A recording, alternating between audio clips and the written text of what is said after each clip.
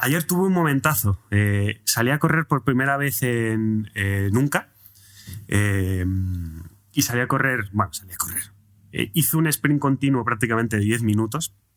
Y en un momento de la carrera fue genial, porque empezó a llover, que ya sabéis que en Dublín no llueve hacia abajo, sino llueve hacia el lado, ya sea de frente, de espaldas, de un lado de otro, pero te llueve del lado del viento que hace, ¿no? Entonces iba corriendo y de repente me empieza a sonar una canción que se llama Waiting for the End de Linkin Park y me empezó a dar todo el viento y toda la lluvia de cara y me viene tan arriba, que estuve toda la canción sprintando y cuando acabó la canción paré, pero vamos, que paré casi a muerte. Desde un punto de vista técnico voy a poner en duda que realmente fuese un sprint. Irías rápido. No, para mi corazón y para mis músculos era un sprint. Otra cosa es que después Usain Bolt lo vea como un propio sprint. No, lo digo porque es como cuando vas en atletismo, una de las pruebas más duras, si no la más dura, son los 400 metros, porque es un sprint de 400 metros, un sprint real de 400 metros. Entonces, tú puedes ir muy rápido durante 800 metros o 1,5 kilómetros y que la sensación que tengas es de muy rápido, pero no es un sprint. Puedes mantener un sprint 100 metros, 200, si eres una atleta de élite, a lo mejor pues casi 400, pero... Los 3.000 y los 10.000, yo siempre los veía y decía, qué puto cansancio, porque claro, el de 100 o 200 metros, bueno, pues todo potencia. El de maratón para mí son extraterrestres, o sea, no entra dentro de mi cabeza, ¿no? Pero claro, los de 10.000 yo pensaba, esto no debe ser tan complicado. Y me acuerdo que un día lo probé con unos colegas y dije, pero esto es una barbaridad. O sea, no sé en cuánto hicimos el tiempo, pero igual fue 2 veces lo que lo hacían los profesionales, o 3 veces, o una cifra, y dije yo, ostras, pues sí es difícil esto, sí. Esto me recuerda a esto. Por cierto, Waiting for the End cumple 10 años hoy, justo. 3 días ha pasado. O sea, el 1 de noviembre de 2010 salió la canción. Esto es como cuando Edu y yo nos ponemos a jugar Fórmula 1 y hacemos una vuelta más rápida a lo mejor que el récord de pista que hizo Hamilton ese fin de semana o así. Esto es súper fácil, no sé qué, no sé cuánto. Luego seguramente cogemos un coche de Fórmula 1 y si no lo calamos, lo estrellamos o lo que sea, hacemos como... ¿Cuánto dirías tú, Edu? 45 segundos más lenta la vuelta que Hamilton o algo así. Probablemente no la acabásemos, pero yo voy a hacer un spoiler. Yo jamás he hecho una vuelta más rápida que Hamilton. Las he hecho más rápidas que Russell, pero no que Hamilton. Hamilton no, nunca sí le... Las he hecho. Bueno, en Austria a lo mejor sí. En Austria con el mando, sin volante. Es que en Austria puede que sí. Bueno, en Austria le dábamos caña. En Austria puede que sí. ¿Con cuántas ayudas? No, con... ¿O ibais full... Ayuda media de tracción, sin ayuda de freno y ya está. O sea, con ayuda media de tracción. Y en automático, porque en el mando es imposible tenerlo manual. En automático. Claro, con el mando en automático, sí. Y las 2 vueltas que di yo, ¿cuántas ayudas llevaba? Todas. Porque claro, esto es... Porque creo que hay un vídeo de Edu subido en historias, que se habrá perdido, gracias a Dios, en el que yo celebro que acabo una vuelta como un loco y tenía todas las ayudas, pero todas las ayudas. O sea, me faltaba alguien que le diera el mando y que condujera Control por mí. de tracción total, ayuda de frenada máxima, automático... Y yo sudando como un cabrón. Acabé con los dedos rojos. Es un juego complicado, Sí, por cierto, en nada sale la Play y yo sigo esperando la mía, Edu, así que vete sacando el monedero. ¿Y por qué? ¿Cómo que, Edu? Porque es tu cumpleaños y en tu cumpleaños tienes que regalar. No que te regalen, tienes que regalar. Entonces, por tu cumpleaños, espero la Play. Yo te digo una cosa, ¿qué infancia más dura has tenido que pasar, tío? Durísima. Me gusta el concepto de Carlos, me gusta ese concepto, sí. Pero solo si es hacia mí y no hacia el resto. O sea, a mí el resto da igual. Yo quiero mi puta Play. A mí especialmente me gusta porque mi cumpleaños pasó hace como 3 semanas, con lo cual ya no me tengo que preocupar hasta dentro de 50 semanas más. I cheated because I need... You couldn't make money any other way? Bullshit. Life is this. I like this. Who the fuck is that guy? I feel the need for speed.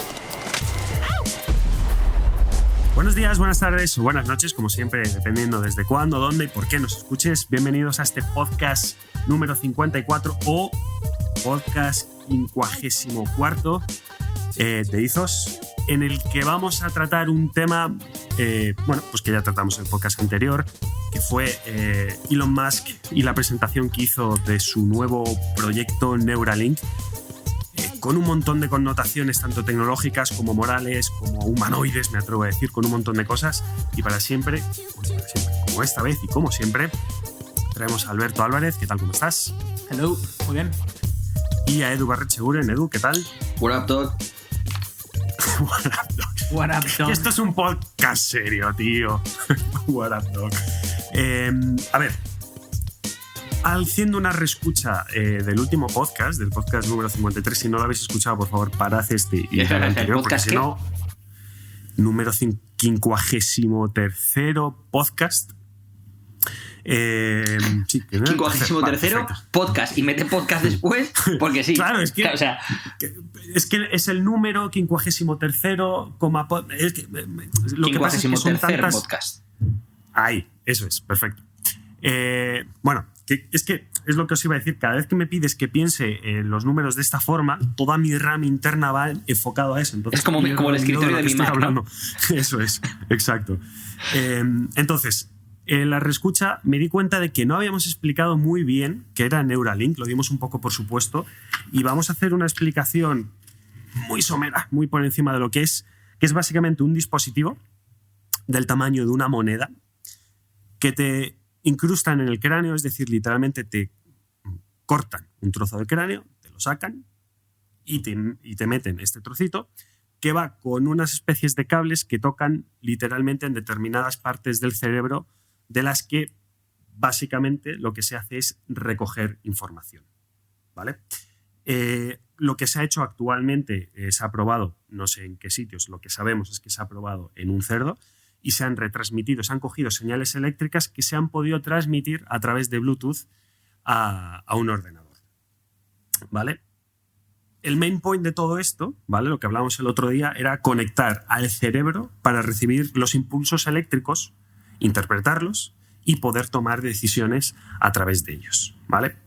La primera connotación que tenemos aquí delante, o la primera implicación, mejor dicho, sería lo que ya explicamos el otro día, que son implicaciones médicas, ¿no? Hay determinadas partes del cerebro que no están funcionando bien, que esas señales eléctricas no se envían o no se reciben, o hay algunas neuronas que puedan estar muertas, X. Y la primera aplicación que tiene Neuralink, o la que tendría en su momento, es solucionar estos problemas médicos.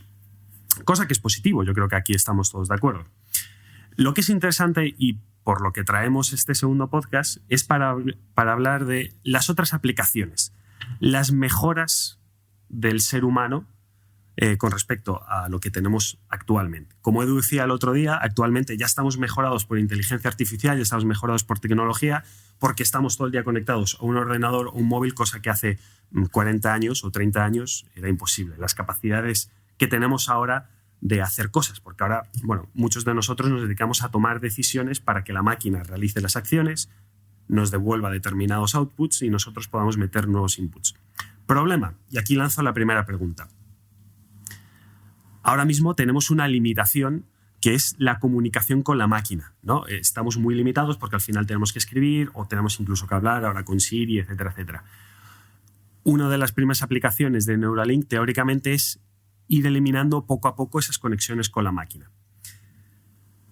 Claro, ¿cómo evitamos que todo esto se convierta en un problema? ¿Se puede llegar a convertir en un problema, Edu?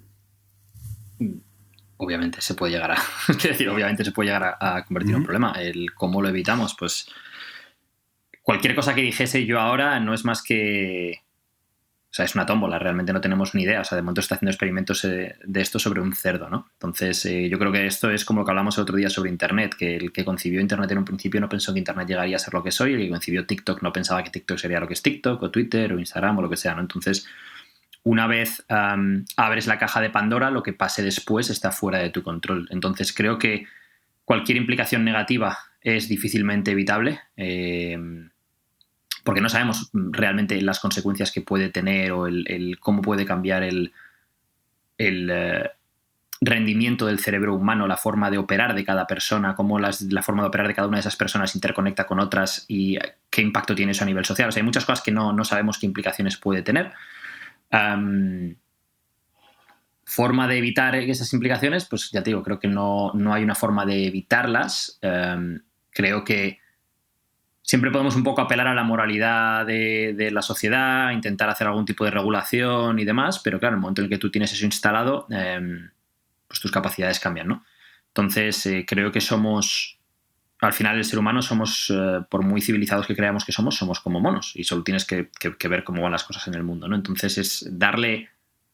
Puede ser una cosa muy positiva para el tema de las enfermedades que hablábamos que estuvieran en relación con el cerebro, pero por otro lado le estás dando un bazooka a un mono. Ahora dile al mono que no use el bazooka para matar gente, ¿sabes? Claro, voy a reformular la pregunta, que no ha estado bien formulada por mi parte, y la voy a reformular. Cuando tomamos nuestra vida en una empresa, nuestra vida personal, lo que sea, siempre hay que tomar decisiones, ¿no? Y ante esas decisiones tenemos cosas buenas y cosas malas. Entonces, más o menos medimos el peso de las cosas buenas contra el peso de las cosas malas y tomamos la decisión, vale, ¿interesa o no interesa? Aquí hay un montón de cosas buenas, pero potencialmente, y ese es totalmente mi punto de vista, hay muchísimas cosas malas, muchas más que las cosas buenas que se pueden hacer. ¿Deberíamos no hacerlo en estas situaciones? ¿O deberíamos arriesgarnos a abrir estas cajas de Pandora porque es cómo funciona el mundo, siempre en progreso? Vamos a bajarlo al plano objetivo en vez del subjetivo. Vamos a intentar aplicar un poco de ciencia a todo esto. Y es que si vemos cómo funciona más o menos el cerebro, que no tenemos ni idea, pero a día de hoy sabemos que hay neuronas, axones, mielina y todo esto.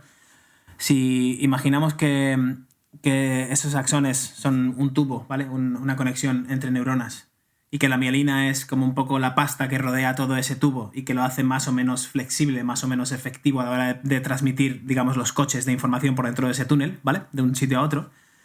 Lo que yo me pregunto aquí es, y no lo entiendo, o sea, es lo que dice Edu, ahora mismo hablar de si es buena idea o mala idea es yo que no tengo ni idea de esto, imagínate cómo estoy, alguien que tenga algo un poco, un neurocientífico o algo que sea, que tenga un poco de idea, va a estar incluso más perdido que yo porque tiene que partir de la base de lo que él sabe. Entonces, sabiendo algo, digamos que eres mucho más cauto a la hora de tomar decisiones. Cuando no sabes nada, eres un ignorante motivado. O sea, yo ahora mismo soy oh sí, me encantaría que el mono cogiera el bazooka y no sé, soy un ignorante motivado, no tengo ni idea, ¿no? Pero con lo poco que sabemos, pues eso, es decir, joder, si yo pongo ahora un implante y el cerebro, por lo que sabemos hasta la fecha de hoy, se basa en simplemente hacer más efectivos los procesos, más eficientes los procesos. Si yo repito algo todos los días, hábitos, lo único que consigo realmente no es magia, es que ese tubito se rodee de más mielina, un proceso de mielinización, ¿vale? Entonces el tubo se aísla más, hago más eficiente esa tarea, con lo cual la tarea de la comunicación que estabas hablando tú se hace más efectiva, más eficiente, y el cuerpo prefiere hacerla. Hablo más, me comunico mejor y todo eso, a coste de usar menos otros tubos, otras vías, ¿no? Si yo ahora implanto algo ahí, y ahí es donde saco yo mi teoría y mi hipótesis, y que va a hacer el trabajo por mí y no va a hacer que el cerebro tenga que hacer nada, se comunica directamente cerebro con cerebro sin que yo tenga que usar el lenguaje, ni tener ninguna acción motriz, ni absolutamente nada, ni siquiera tengo que mover las manos, los ojos, ni expresar nada. Es como, hago así y a Carlos ya le acabo de pasar mi mensaje, ¿no?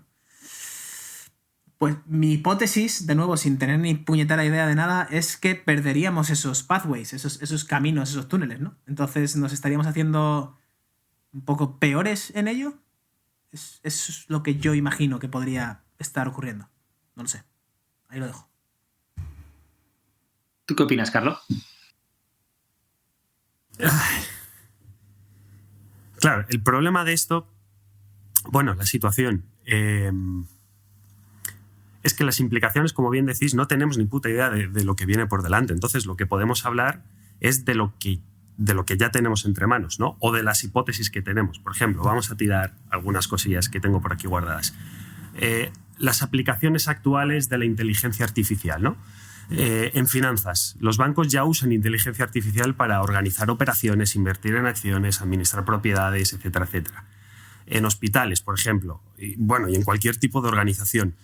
Una clínica o una empresa puede usar inteligencia artificial para reorganizar las asignaciones de tareas, o en un hospital de camas, crear una rotación de personal, por ejemplo, en un hotel, etcétera, etcétera. O el clásico que seguro que todos tenemos en mente, la industria pesada. Los robots han vuelto prácticamente súper relevantes y no se puede no contar con ellos en industrias como pues automovilística, etcétera, etcétera, porque claro, al final las tareas muy repetitivas que se repiten a lo largo del tiempo y que llevan determinadas connotaciones de concentración en un ejercicio muy corto de tiempo, en un ejercicio muy corto pero alargado durante todo el tiempo, al final un robot no va a cometer fallos o va a cometer fallos mínimos con respecto al del ser humano. Y eso nos lleva a una de las aplicaciones, una de las implicaciones que quería yo hablar en este podcast, que es vamos a perder trabajos, o se están perdiendo ya trabajos, que podrían realizar un ser humano y que realmente está realizando una máquina, ¿vale? Por simplificar la acción. Y hay mucha gente que está en contra de eso porque se están perdiendo muchos puestos de trabajo, aunque otra gente, por ejemplo Alberto lo ha comentado antes, está, entre comillas, a favor, porque realmente lo que te quita es, vale, pues yo lo que voy a intentar es, como ya no puedo ser cajero porque ser cajero me lo va a hacer una máquina, vale, pues me voy a dedicar a ser lo que me apetezca ser, ¿no? Entonces, sé que este es un concepto bastante complicado y sé que tenéis además opiniones encontradas, así que fight. Vaya turning point que nos ha metido ahí. O sea, yo hablando aquí del cerebro, yo ahí hablando de axones, de no sé qué, no sé cuánto, en plan, dame tu opinión de si vamos a perder esa función o no, y de repente me sale con un fight. Y, joder, yo quería ir a otro punto, pero bueno, vale, ok, let's go. Ok. El tema de perder trabajos y no perder trabajos, a ver, son cosas creo que distintas, porque no creo, de nuevo, la inteligencia artificial y eso, yo por lo menos no tengo ni idea, estoy en infancy, en baby stage en esto, pero creo que nunca se crea con mala intención. No creo que Neuralink esté creada con la intención de vamos a borrar todos los trabajos del mundo y dominaré el planeta y todos con los implantes. Pero sí que creo que la naturaleza humana y esa avaricia y esas cosas que tenemos todos, los animales y en especial los humanos con la conciencia que tenemos, que eso será para otro episodio, pero el otro día leí una cosa sobre la conciencia y es mind-blowing, es como boom, hostia, somos los únicos que tenemos conciencia. Bueno, en fin, te puedes ir por aquí a una rotonda que flipas.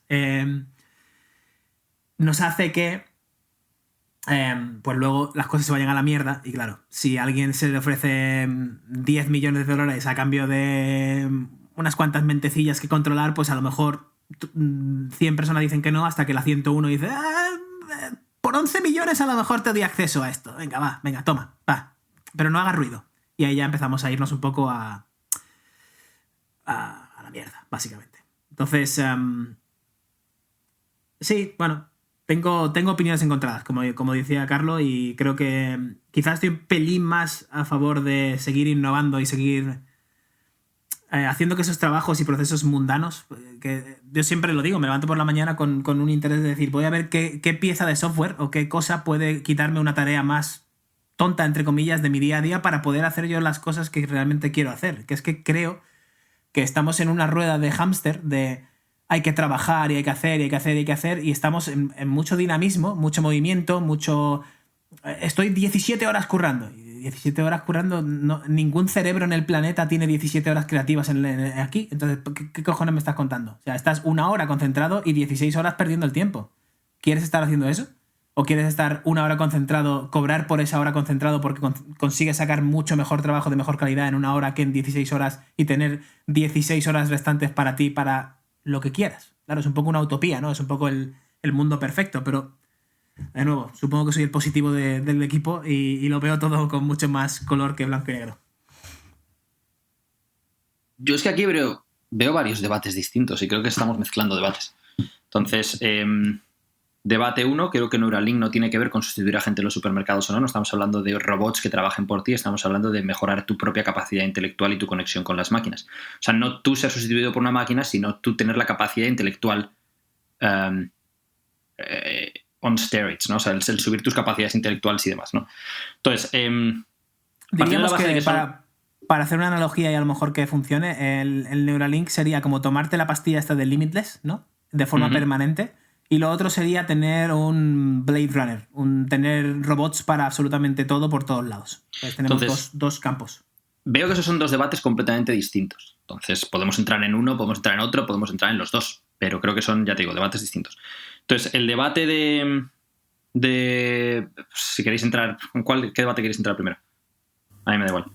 Supongo que es más útil para todos el tema de perder trabajos. O vale, el debate de las máquinas y perder trabajos. Vale, el debate ahí es que hay gente que lo que piensa es que deberíamos de sustituir los trabajos más básicos porque los hagan máquinas, ¿no? Entonces el problema de esto es que dices, bueno, entonces ¿qué va a pasar con los trabajos de esa gente que hace esos trabajos? Entonces tienes la gente que dice que, bueno, pues podrán dedicarse a hacer otras cosas más creativas y yo no estoy del todo de acuerdo porque no todo el mundo es creativo, no todo el mundo es inteligente. Hay gente que tiene un cociente intelectual de 80 y hay gente que tiene un cociente intelectual de 150. Hay gente que tiene una creatividad enorme y hay gente que no la tiene. Entonces, si entramos en ese debate, estos dos debates que estamos teniendo se pueden incluso juntar, porque el debate con Neuralink podría ser, vale, pero ¿y si Neuralink hace que tus capacidades intelectuales aumenten? Y entonces todo el mundo es capaz de generar cosas. La gente que se supone que ahora mismo es más corta, entre comillas, tiene capacidades superiores a las que tiene ahora y es capaz de hacer otras cosas, y entonces los robots. Entonces podríamos juntar estos dos debates en sí. Si los hago por separado, si doy por hecho que si las máquinas sustituyen al hombre no hay forma de incrementar las capacidades intelectuales ni los talentos naturales que tiene la gente, entonces ahí hay otro debate. Porque el debate es, ¿qué es lo que estamos buscando? Facilitar la vida de la gente más espabilada, es decir, vale, si eres un gran poeta, un gran escritor, o eres un gran científico, eres un gran tal, lo que voy a hacer es facilitarte la vida con todo este trabajo que pueden hacer los robots para tener una sociedad más avanzada y que tú vivas más cómodo, pero la gente que no tiene esas capacidades, la gente que no tiene esa capacidad intelectual, esa capacidad creativa, va a sufrir. Porque esa gente, a no ser que le des una renta mínima o algo por el estilo para que pueda vivir, pues no va a poder vivir. Pero es que aunque le dieses una renta mínima, tampoco teníamos en cuenta al hacer, sí, una renta mínima, vale, ¿y el concepto de la inflación qué pasa? Porque si absolutamente todo el mundo tiene una renta mínima, el precio de absolutamente todo sube. Más allá del juego del estatus. Si tú tienes una renta mínima y cobras X, te vas a sentir... O sea, quiero decir, hay mucha gente que está abogando por la renta mínima y tal, que abogan por recibir ellos una renta mínima. Me parece que esos solamente son los vagos, los que no quieren hacer nada. Porque de hecho creo que, por un lado está el juego del estatus, de no querer ser el último mono, literalmente, y por otro lado está el juego de querer ganarte lo que recibes. Tener un propósito en la vida con lo que estás haciendo. No que te regalen nada, ni que te estén dando caridad. Entonces, más allá de que otra persona quiera hacer caridad. Si la gente le das a elegir, prefieren que no le regalen las cosas, prefiere hacerlas por su cuenta y prefiere tener un propósito, no ir por la vida como una bolsa de plástico que va volando con el viento.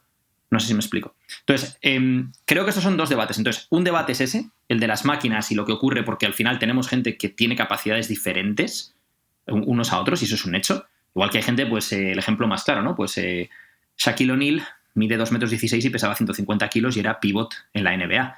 Yo no puedo ser pivot en la NBA. No, pero puede ser un campeón de ajedrez, por ejemplo. Y hay gente que no puede ser ni pivot en la NBA ni campeón de ajedrez. No, si tú tienes un cociente intelectual de 80 o de 90, tienes un cociente intelectual bastante limitado, ¿dónde estás tú compitiendo con una persona que tiene un cociente intelectual de 120, de 130 o de 140? ¿O de 110? A lo mejor puedes tener un cociente intelectual de 80 y hacer piezas de madera que sean lo único que sabes hacer. Sé que estás intentando buscar la parte esta positiva, intentar buscar todo lo que... Bueno, y esa persona a lo mejor... Y en el mundo de las mariposas y los arcoíris sí, pero en el mundo real hay mucha gente que no está capacitada. Hay mucha gente que literalmente... O sea, no todo el mundo puede generar... No todo el mundo puede empezar un negocio. Mucha más gente de la que cree que puede empezar un negocio puede hacerlo, pero no todo el mundo puede. No todo el mundo puede dirigir un equipo, no todo el mundo puede ser creativo, no todo el mundo puede escribir un libro. Hay mucha gente que escribiría libros de mierda. Y hay muchas capacidades que creo que las puedes mejorar a lo largo de tu vida. Pero es que incluso cuando eres niños o en el colegio hay gente que escribe mejor que otra, hay gente que habla mejor que otra, hay gente que tiene una capacidad de cálculo mejor que otra, hay gente que es más creativa, hay gente que tiene mejores capacidades humanas a nivel social. Hay gente, por ejemplo, que es buenísima en matemáticas y tiene cero habilidades sociales. Y hay gente que tiene unas habilidades sociales brutales y no saben sumar 3 más 4. Pero, y dices, bueno, pues encontramos lo típico meme de estos que dice, claro, si mides a un pez por su habilidad para escalar un árbol, siempre pensarás que el pez es un... Sí, eso es cierto. Pero es que se va a dar casos de que haya peces que además naden mal. Entonces, que se supone que lo que se supone que deberían de hacer bien. Y eso es un hecho, ¿no? Entonces, es un hecho que en cierta medida se da por el simple hecho de que desde hace muchos siglos nosotros no estamos sobreviviendo en base a la selección natural, sino que sobrevive todo el mundo. Y el hecho de que sobreviva todo el mundo pues hace que haya mucha gente dentro de la población que parte con una desventaja de nacimiento.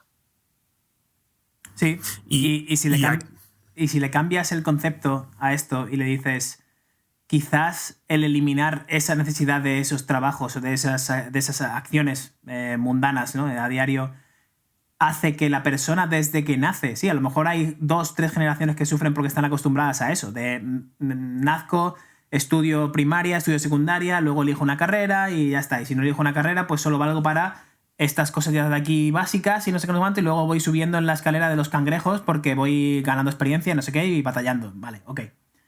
Si quitas todo eso de la película y de repente tenemos que adaptar absolutamente todo porque el mundo ha cambiado y va a cambiar, cuando nace un niño, a lo mejor ya no es estudio una carrera o no sé qué, no sé cuánto, sino que el camino que se le abre delante es totalmente distinto al que existe ahora, con lo cual ya no tiene ni que plantearse si va a ser camarero o va a ser cajero o quiere irse a drogarse con los amigos. No existen esas opciones. Es como directamente yo voy por este camino y de ahí yo solo a lo mejor empiezo a explorar otras oportunidades, otras cosas que no tienen nada que ver con la inteligencia ni con las capacidades, sino que simplemente son con lo que el mundo que me rodea me va ofreciendo, como desde niño hasta adulto, ¿no?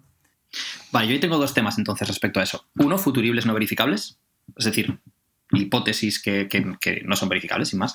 Y 2, la búsqueda de propósito. Imagínate que me dices, no, esa persona no puede ser buena para hacer un trabajo, pero puede ser un buenísimo escalador, yo qué sé, por poner un ejemplo, ¿vale? Entonces dices, vale, vive por y para el ocio. O sea, yo creo que el ser humano no está hecho para vivir por y para el ocio. De hecho, creo que cuando la gente vive por y para el ocio tiene problemas mentales serios. Porque no encuentra un propósito, un motivo para hacer las cosas, un valor en sí mismos. De hecho, creo que el trabajo dignifica y creo que el trabajo le da a la gente un sentido de la identidad y un sentido del valor propio de las cosas que se consiguen. Entonces, entiendo tu debate y ojalá las cosas llegasen a ser así de simples. Sé que Naval también, por ejemplo, aboga por eso. Sé que este economista, ¿cómo se llama? Este economista catalán que lo estudia en la universidad también aboga mucho por eso. Pero yo realmente lo que creo es que todo lo que podamos evolucionar, bienvenido sea a nivel social, pero sí que hay que tener en cuenta que no todo el mundo tiene las mismas capacidades y que muchas veces la gente que toma las decisiones no es gente que se encuentra con esos problemas de capacidades. Es decir, la gente que toma decisiones, me refiero tanto a nivel empresarial como a nivel político, digamos, ¿no? Pero a nivel empresarial está claro. Es decir, una persona como Elon Musk tomando las decisiones, Elon Musk está en el percentil. O sea, Elon Musk ¿qué cociente intelectual tiene Elon Musk? 160. Más allá de su capacidad de trabajo y todo. Elon Musk no puede pensar en cómo una persona que tiene un cociente intelectual de 85 ha vivido su vida, más allá de las oportunidades o no a nivel, por ejemplo, monetario o de familia o demás. Ni Elon Musk, ni Warren Buffett, ni ninguna de esas personas que ha llegado a esos niveles, porque esas personas que llegan a esos niveles, entre otras cosas, es porque tienen unas capacidades superiores a las de la gran mayoría de la gente. Sí. Y tú, Carlos, no te escondas de esta pelea, ¿eh? Cuando diga algo luego Alberto, tú también métete ahí al fango. El debate aquí yo creo que es simplemente, como siempre me gusta el helicóptero, subirlo un poco más arriba. Es por ejemplo, la escalada no es ocio, no es vivir por y para el ocio. Díselo a Alex Honnold, por ejemplo, que te hace un documental de subirte el Yosemite sin cables ni sin ninguna ayuda. Y eso hace que lleven fondos a India y no sé qué, no sé cuánto. O sea, el tío, su propósito es: voy a hacer escalada porque esto lleva decenas de millones de dólares todos los años a los sitios donde yo creo que necesito esto, y ese es mi propósito de vida, ¿no? Entonces, como siempre, es un poco la perspectiva, porque sí, puede ser, mira, fíjate los youtubers hoy en día, Ibai y toda esta gente, hay tíos que están, mira, MrBeast, todo el mundo debería ser un poco más MrBeast en su vida. El colega genera 200 y pico mil dólares al día y está todos los días haciendo acciones de: voy por la calle y regalo coches, le compro una casa al repartidor de Domino's. Ese es su propósito, es grabar vídeos para que la gente los vea, que sí, que a lo mejor son chorras y son ocio y son no sé qué, no sé cuánto, pero el colega se encuentra con literalmente millones de dólares cada mes que puede hacer lo que él quiera para dejar la sociedad desde su punto de vista un poco mejor. Entonces, el debate ahí siempre va a continuar y yo creo que va a seguir creciendo más, porque estamos en el 2020, pero es que en el 2030 no van a pasar 10 años, yo creo que van a pasar 100, literalmente, de evolución. Estoy de acuerdo en lo que dices de la evolución, pero volviendo al tema de lo que acabas de decir, por ejemplo, ya, pero no todo el mundo puede ser uno de los mejores escaladores del mundo, no todo el mundo puede ser uno de los mejores youtubers, no todo el mundo puede. Hay gente que literalmente no puede destacar en prácticamente nada. Y eso es un hecho. Por mucho que queramos creer que somos todos seres de luz especiales y todo el mundo es... No todo el mundo puede destacar en algo a un nivel de élite. Por eso es la definición de élite. En lo que sea, me da igual si eres youtuber, si eres escalador, si eres jugador de fútbol o si eres científico. No todo el mundo tiene las capacidades para llegar a destacar en algo en concreto. Entonces ahí es donde está el debate de todo esto, ¿no? Que por eso es un debate, por eso es muy complejo, por eso no es ni blanco ni negro, es muy complejo porque dices, joder, si pudiéramos quitar los trabajos más duros, más laboriosos y que los hiciesen máquinas y que esa gente no tuviese que hacer eso para vivir y pudiese hacer otras cosas, oye, que sería fantástico, que no estoy en contra de eso. Simplemente pienso que estamos ahora mismo en un futurible no verificable, y lo que dices tú, de aquí a 10 años el mundo va a cambiar mucho, de aquí a 20 años el mundo va a cambiar mucho, y entonces cuando podremos ver cosas, porque ahora mismo solo podemos imaginar, igual que en los años 90 no te podías imaginar cómo sería el mundo ahora. Y cualquier debate de esto que se tuviese alguien como tú y como yo entonces, si ahora se encontrase esa misma gente después de ese debate, diría, joder, es que no teníamos ni puta idea hacia dónde iba esto. Y yo creo que estamos un poco en esa misma situación, ¿no? Estamos haciendo aquí un debate de tú pones el tono positivo, yo pongo el tono un poco a lo mejor más negativo, pero que al final no tenemos ni idea de hacia dónde va esto. Yo os voy a lanzar una pregunta que me ha surgido mientras os escuchaba, que es: partiendo del punto positivo de Alberto y del punto negativo, entre comillas, no es ninguno positivo ni negativo, ¿no? Una de las cosas que me sugiere lo que estáis hablando es que, uno, esa pérdida de trabajos, por ejemplo, va a ser inevitable. Dos, mi pregunta era ¿qué podemos hacer al respecto? ¿Vale?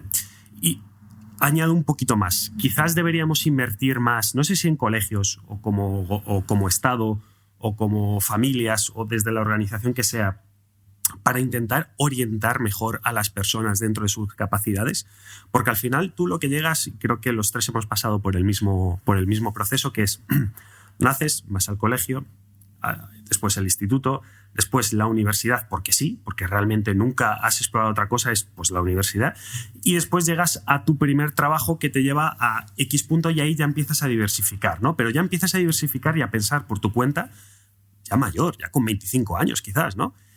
O la gran mayoría de casos. Quizás deberíamos plantear esas barreras de para, piensa y actúa un poquito antes y en función de las capacidades diferentes, mayores, menores o diferentes que tengamos. Yo creo que esa sería una buena solución, ¿no? Para aquellas personas que son capaces, van a hacerla de forma autónoma porque ya tienen la capacidad para hacerlo, pero personas más normales o personas con capacidades menores quizás sería una buena solución, ¿no? De, oye, para, piensa, ¿qué capacidades tienes? ¿Por dónde puedes ir? No tienes que ser X, puedes ser Y, Z, J, L, M, N. ¿Te sabes más letras del abecedario? A, B, C, D, F, hasta ahí me quedé. El problema aquí yo creo que es que vivimos en un sistema principalmente monetario en el que el dinero parece ser la herramienta más clave y nos olvidamos un poco del tiempo y nos olvidamos un poco de todo lo demás, ¿no? Del crecimiento y tal, a cambio del dinero. Y desafortunadamente hay mucha gente que no tiene recursos o que cree no tener recursos o que cree no ser rico o que tiene distintas ambiciones y distintas cosas. Entonces el principal obstáculo aquí va a ser el cómo hacemos para que nadie tenga ese problema monetario, que pueda percibirlo, porque es como dice Edu, tú le puedes dar a una persona decenas de miles de euros y seguir pensando que yo quiero hacer algo y que es que quiero más, ¿no? Ahí siempre entramos en la misma rueda. ¿Cómo hacer que cambie la cultura para el definir qué es suficiente? Que esto lo hemos hablado Edu y yo un montón de tiempo. Una vez definimos qué es suficiente, como yo, por ejemplo, conseguí definir qué era suficiente hace 5 o 6 años y me siento súper cómodo en esa pequeña esfera de comodidad. Pero sí que digo que a nivel personal, por ejemplo, cuando yo tenía que trabajar en el McDonald's, yo a día de hoy, ahora mismo, sé cómo montar un negocio online en 4 horas y que esté facturando 1.000 euros a la semana tranquilamente en 2 días. O sea, en 4 horas lo tengo montado y en 2 días lo tengo facturando. Y es a lo mejor imprimiendo fotos de Instagram y se las envío a los usuarios, no sé qué, pones Google Ads y no sé qué. Yo a día de hoy lo sé hacer.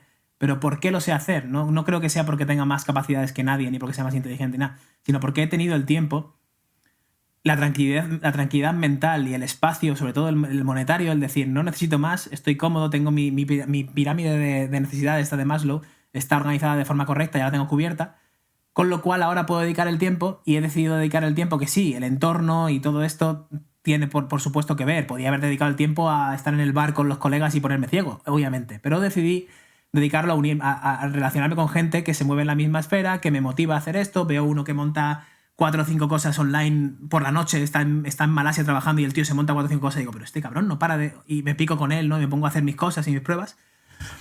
Guay, eso está bien.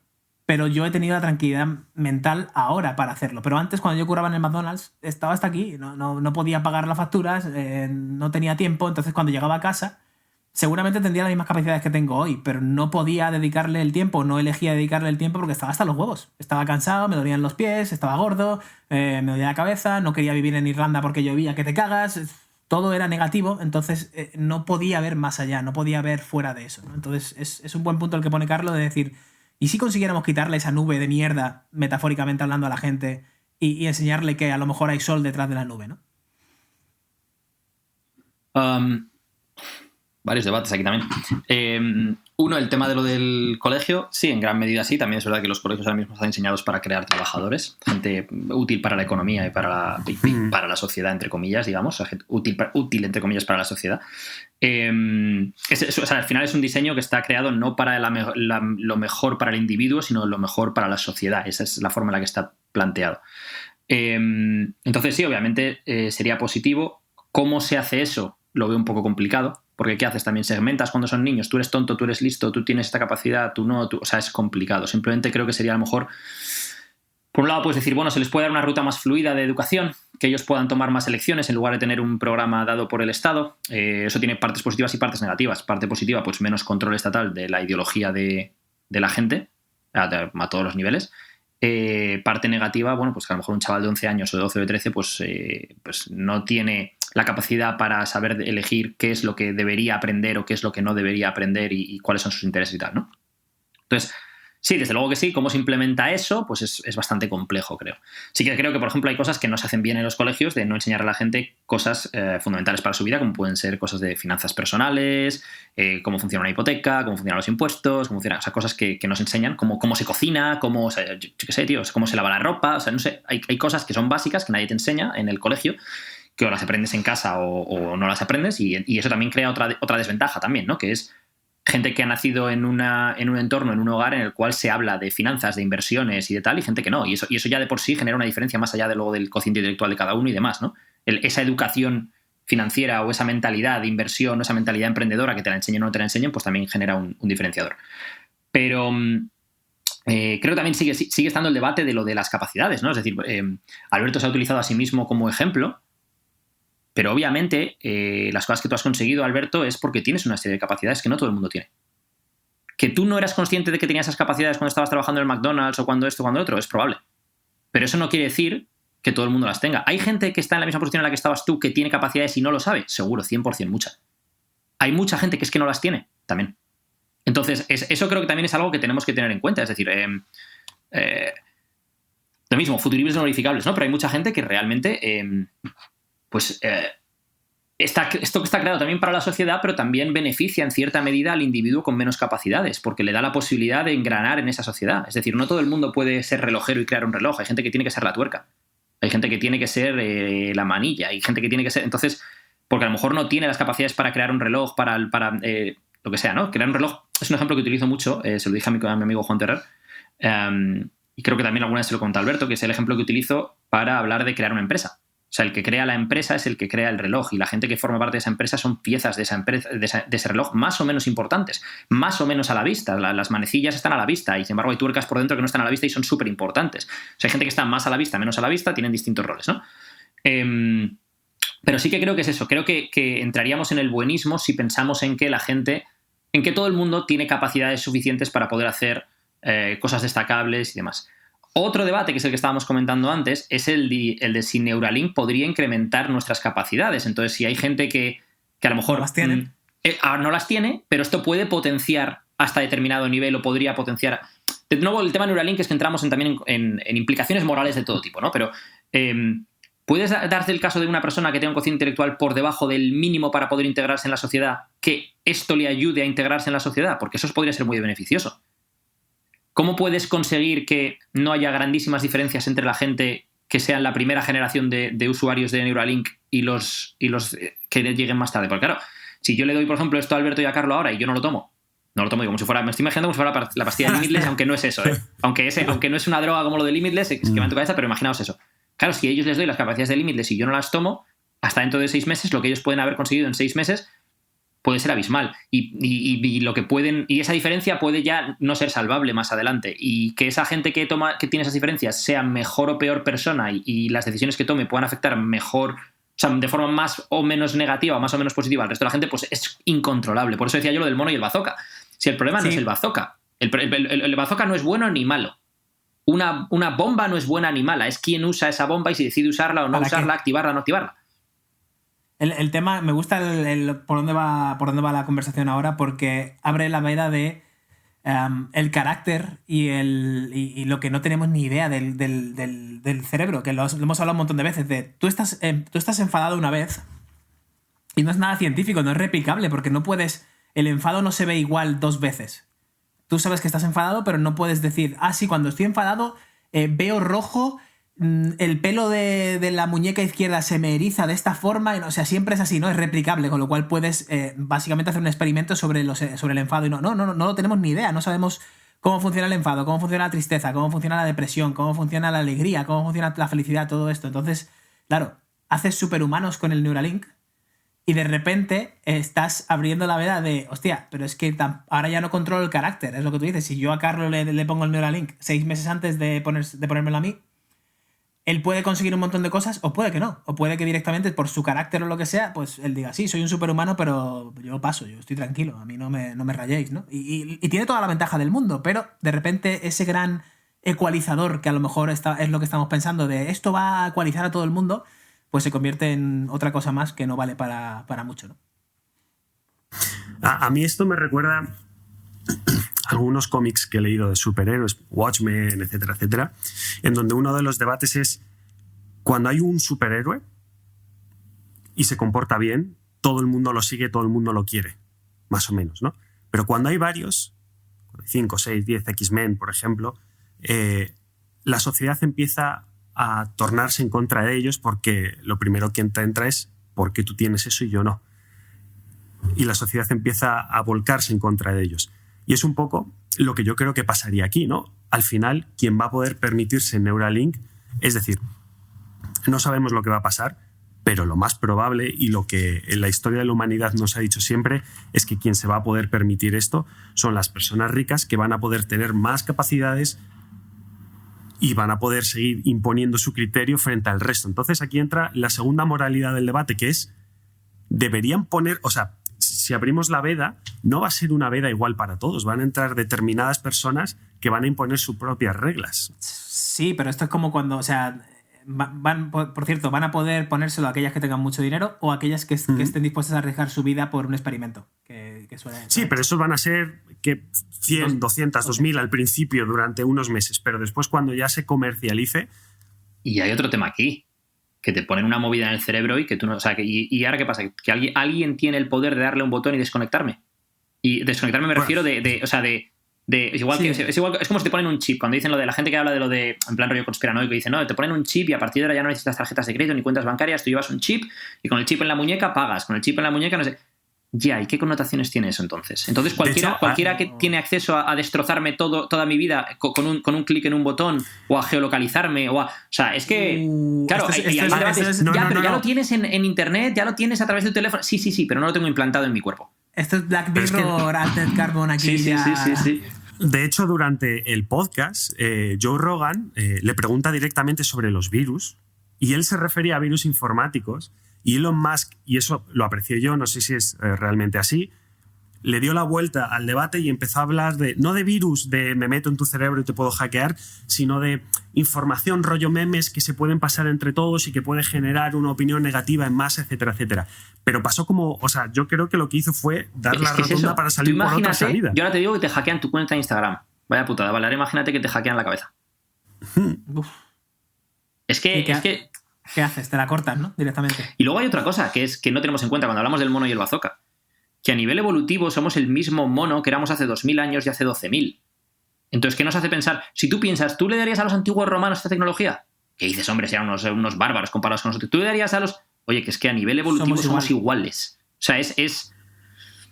Bueno, y en la toma de decisiones históricas tú ves los últimos 100 años y ves los últimos 100 años de hace 500 y no hay mucha diferencia. De hecho, es la tecnología, pero las decisiones políticas históricas... ¿Cuándo ha habido genocidios? Crisis, guerra, de mayor eso crisis, es. Los genocidios de mayor impacto han sido en este siglo porque es cuando había herramientas, armas y demás. Más tecnología. Eso es, para poder hacerlo. Tú imagínate un genocidio con esto. Todo el mundo tiene instalado esto en la cabeza y llega un loco que dice, ¿sabes qué te digo? Que voy a analizar con esto las capacidades intelectuales de cada uno. Y si no tienes un cociente intelectual de base, tú genético, de tanto, a tomar por culo, pum, y te apago. Y otro, ¿cuántas posibilidades tienes tú genéticamente de tener cáncer o diabetes? Vale, eres de los débiles, pum, fuera, te apago. Y van apagando gente en función de si su genética es la que ellos... Cuando entran en el tema de la eugenesia, que es la gente que solo quiere que sobrevivan la gente con los genes más fuertes. Es que entramos en quién tiene control sobre estas cosas y cómo pueden utilizar ese control. Sí, hombre. Y sobre todo, vaya, he soltado la bomba, ya os dejo ahí con ello, venga. Y la siguiente bomba, y es, ¿esto debe legislarlo una empresa? ¿Debe legislarlo un Estado? ¿Debe legislarlo un organismo internacional que haga un compendio de todos los estados? ¿Cómo se puede legislar? Es que mira, por ejemplo, con el tema de la legislación, y si entramos a hablar de democracia, ¿no? Por entrarnos también, meternos en temas complejos, la democracia, ¿vale? Todo el mundo tiene derecho a voto. Y teóricamente los votos cuentan igual, más allá de la ley D'Hondt y todo este rollo, ¿no? Y esto va a sonar muy feo, pero ¿deberían contar los votos igual de todo el mundo? ¿O hay gente que es más fácilmente manipulable que otra? Y entonces sus votos respecto al futuro de una nación... Debería, o sea, y yo para esto lo que digo no es, tú no votas porque eres tonto. Votar todo. O deberíamos hacer un test básico antes de votar si tienes conocimientos de economía, si tienes conocimientos o sea, ¿tienes una serie de conocimientos básicos para poder tomar decisiones o no? Ojo, siguiente nivel. O toma la decisión la máquina por nosotros en base a lo que ha analizado en nuestros cerebros. Y ahí la hemos cagado porque entonces cuando empezamos a paranoiarnos con... Eso es. La AI que al final se convierte en más inteligente. Que sí, se supone que nosotros somos los que la hemos programado y podemos controlarla, pero... Pero es el tema, por ejemplo, de la democracia, yéndome a día de hoy, tío. Cuando ves elecciones, tanto aquí como en Estados Unidos, como esto con lo otro, ¿no? Sin entrar en partidismos de ningún tipo. Claro, es que no todo el mundo tiene las mismas capacidades para votar, y ya no estoy hablando de que seas más o menos listo, estoy hablando de que hayas hecho más o menos research, de que te hayas informado mejor o peor, de que tengas conocimientos básicos de determinadas materias. Entonces, si tú no tienes conocimientos fiscales y económicos, ¿qué vas a votar sobre que alguien vaya a cambiar una política fiscal o económica? No tienes ni idea de lo que estás votando. Estás votando que alguien te cae mejor o peor, o que te han contado esto o lo otro a través de redes o de la tele o tu prima la de Cuenca. Pero es que fíjate lo que te comentaba el otro día en el webinar de cómo se crean estas corrientes de modas, de paleo y todo, las dietas y tal, que son muy parecidas a la religión. ¿Por qué? Porque siempre se inician igual. Algún panorama emocional, ¿vale? Te toco algo emocional, luego te pongo tensión, en plan, no sé si lo voy a poder resolver, te lo resuelvo y te quedas con la solución. Entonces imagínate que tienes un Neuralink implantado, que podemos comunicarnos de forma totalmente inalámbrica y sin ni siquiera decir ni ver nada, y vamos andando por la calle, alguien hackea esto y manda un mensaje a 6.000 millones de personas de que, yo qué sé, Donald Trump... obedece. Sí, Donald Trump regala 10 millones de dólares a los 1.000 primeros que hagan no sé qué. Y imagínate que al hacer no sé qué es masacrar a todas las iglesias. Lo que sea, imagínate. O tirarte por un puente, yo qué sé. Y esto, si lo quieres tirar hacia el lado positivo, al revés. Tú imagínate que un montón de gente que son unos paletos, que no tienen ni idea de cómo funcionan las cosas, o no sé, más que paleto porque no tengas idea, porque tampoco no tienes interés en saber cómo funcionan las cosas y aún así tomas decisiones, ¿no? Es decir, si no sabes cómo funciona la política fiscal o económica, a lo mejor no deberías votar. O si no sabes lo que dice un partido u otro, a lo mejor no deberías votar. Entonces... yo no voto. Por ejemplo, yo no voto desde 2004 porque, y lo he discutido con mis padres, porque no le he dedicado el tiempo a informarme realmente de lo que está diciendo unos u otros, más allá de lo que veo a lo mejor en Instagram o de lo que veo en YouTube o de lo que veo en no sé. Entonces, si no me he informado realmente, pues ¿para qué? Y luego aparte tengo un problema, que es que tampoco me creo las promesas electorales, con lo cual aunque me informe tampoco me lo creo. Pero eso es otro tema, ¿no? Pero tú imagínate que Neuralink, tú vas a votar y te dice, este tío propone esta política fiscal y este otro propone esta otra. El resultado más probable de cada una de estas políticas fiscales es, y estadísticamente, basado en datos históricos, te dice que suba el paro no sé qué, o que baje el paro, o que... Y que realmente lo entiendas. Esta persona dice que va a hacer que la sanidad o que la educación no sé qué. El coste que esto tiene para la nación va a ser de tanto. Y a nivel individual, a gente de distintas rentas es tanto. Y tú realmente pudieses ir a votar diciendo, amigo, es que ahora entiendo, y aunque tú me caigas mejor o peor, o hables de esta manera o hables de esta otra, o me intentes vender la moto de esto otro, ahora sé lo que estás intentando vender o lo que no estás intentando vender. Otra cosa también distinta, y esto es muy grave de la sociedad a día de hoy, es que los políticos deberían de ser hold accountable, deberían de responder por sus acciones y por no cumplir las promesas electorales. O sea, a mí no me parece legítimo que una persona pueda prometer electoralmente una cosa y luego hacer otra cosa completamente distinta cuando llega al gobierno, o que una persona pueda prometer algo electoralmente que es inviable que lo vaya a poder hacer, pero es que lo sabes de base antes de que le elijan, pero un montón de gente de su electorado se lo cree porque no entiende que es inviable y están jugando con las emociones de la gente. Si este tipo de herramienta pudiese servir para eso, fantástico, pero volvemos al otro. Es que puede servir... Esto puede ser tremendamente positivo o puede ser el fin de la humanidad como la conocemos. Y de ahí mi pregunta del inicio, que es, ante todas las connotaciones posiblemente positivas y todas las connotaciones posiblemente negativas, se debería de tomar una decisión en estos casos y decir qué hacéis. Es decir, pongamos, no este ejemplo, pongamos otro ejemplo. Vamos a los años 40, 50, 40 más bien, y se están desarrollando los armamentos nucleares. Y en ese momento alguien viene del futuro y te dice, oye, mira lo que pasó en Hiroshima, mira lo que pasó en Nagasaki, mira tal. Igual deberíamos parar esto. Traslademos el debate ahora.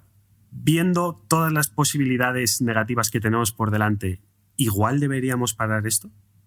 ¿O tenemos que seguir hacia adelante como es siempre el ser humano de más? Porque existe la posibilidad, vamos a hacerlo.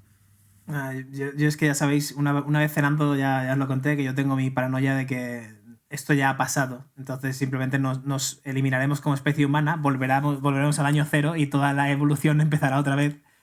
Porque cometeremos los mismos errores, ¿no? Pero bueno, esa es un poco una teoría paranoica. Leí el otro día, de hecho vi en un vídeo de YouTube de un músico que se llama Alvinch, muy parecido a lo tuyo, que decía, claro, es que llega un punto en el que tú como sociedad creas una inteligencia artificial que se vuelve tan gorda que se convierte en un mismo ser. Ese mismo ser lo que hace es, claro, para no aburrirse, para poder hacer algo, se empieza a dividir en pequeños seres que, pasado un tiempo, se olvidan de que vienen de un gran ser. ¿Qué pasa? Que esos pequeños seres empiezan a evolucionar hasta que entran de nuevo en el ciclo de crear la inteligencia artificial, que se vuelven a unir en un ser, que se vuelven a... Es un poco lo que decías. Hay una teoría, creo que se llama la teoría del Gran Muro, que dice que toda civilización avanzada llega un momento en el que se encuentra con un gran muro, y ese gran muro normalmente es su extinción.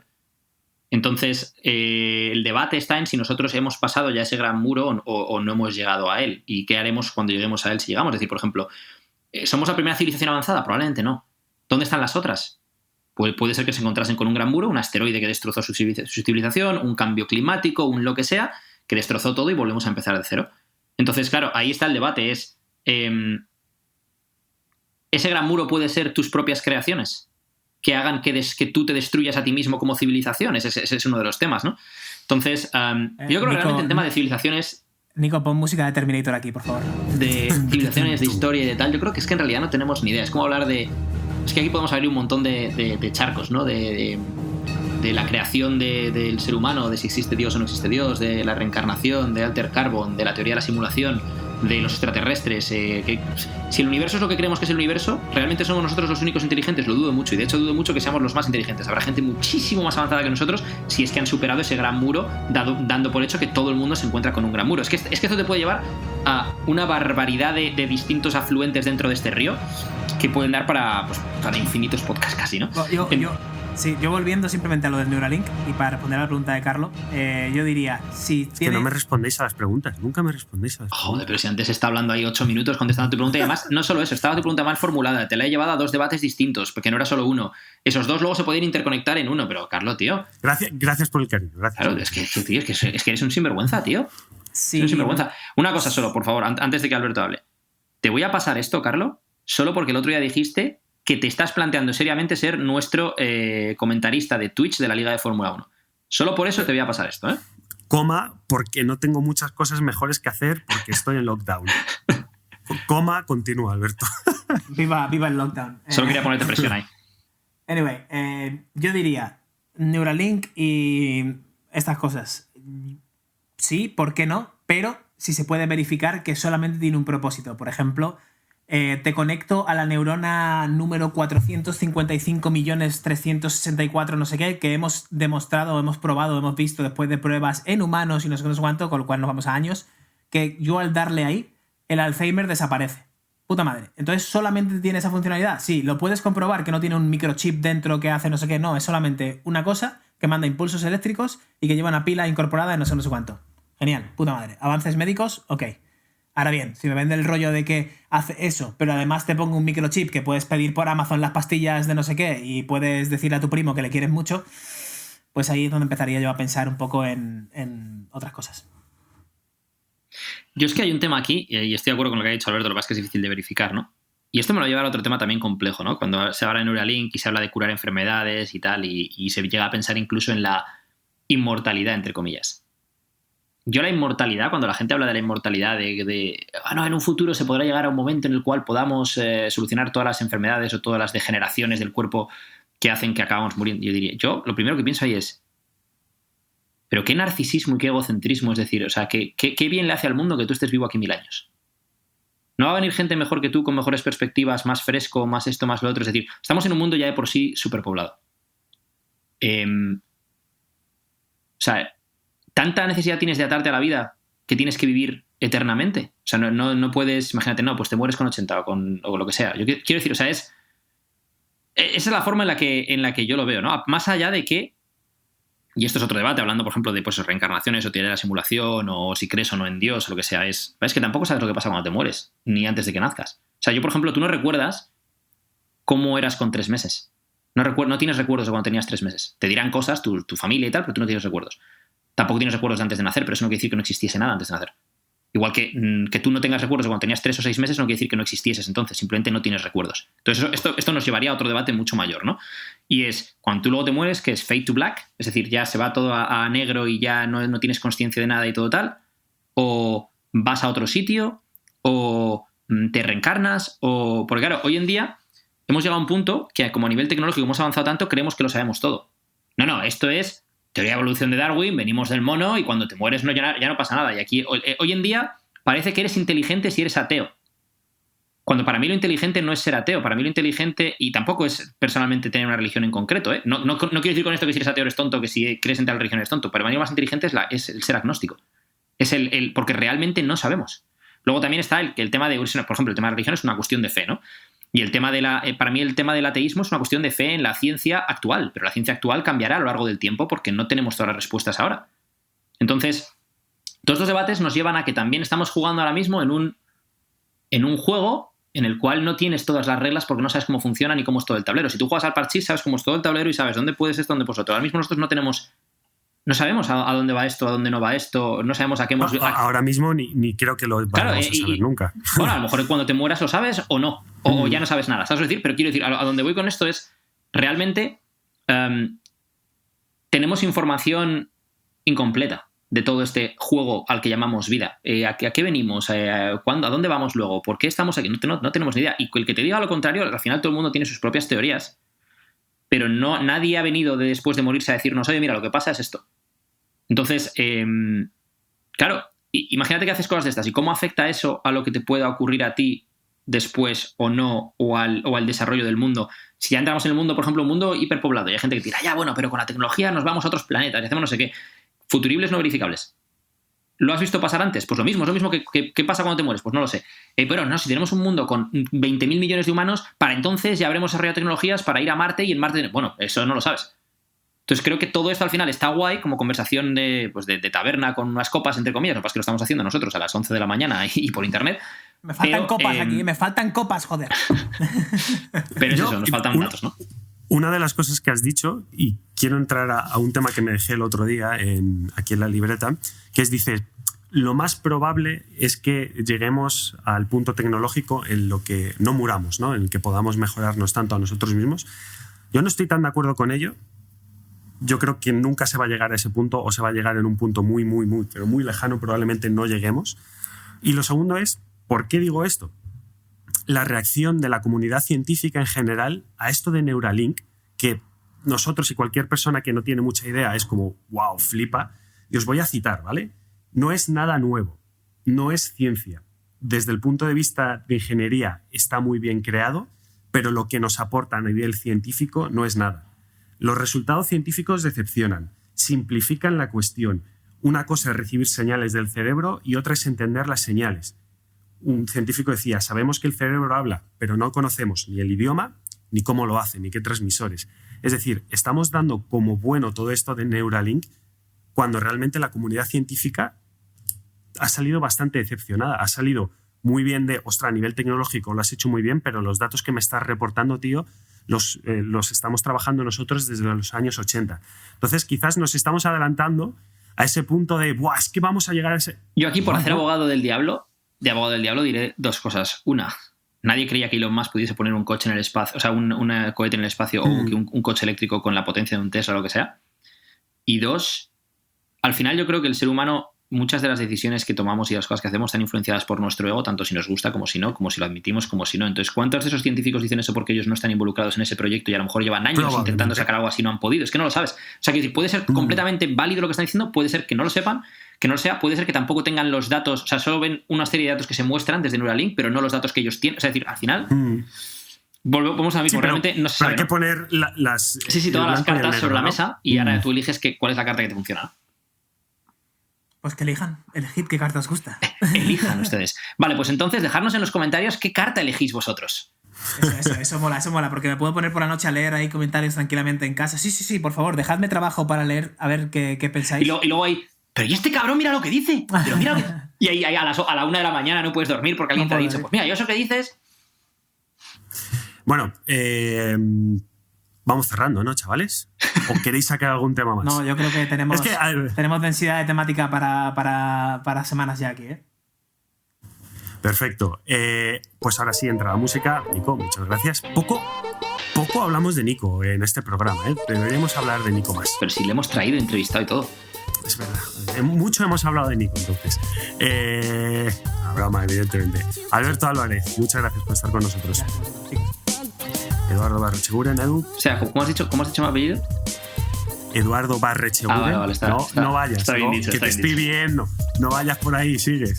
Venga. Edu, muchísimas gracias. Nada, a vosotros. Chicos, nos vemos a la próxima. Hasta luego. Hasta luego.